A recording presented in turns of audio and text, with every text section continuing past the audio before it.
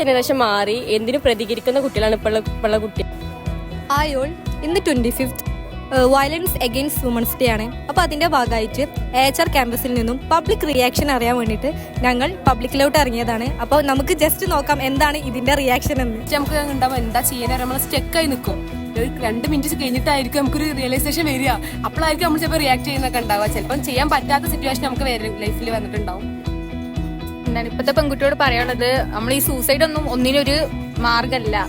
നമ്മളെ maximum effort എടുത്തിട്ട് strength ഒക്കെ ഉപയോഗിച്ചിട്ട് വേണം നമ്മൾ മുന്നോട്ടുള്ള ജീവിതം നമ്മൾ ജീവിക്കുക. അത്രേ ഉള്ളൂ. എനിക്ക് അനുഭവിച്ച പോലെ വേറൊരു സ്ത്രീക്കും അനുഭവിക്കരുത് എന്നുള്ളതാണ് മനസ്സിൽ ആഗ്രഹം.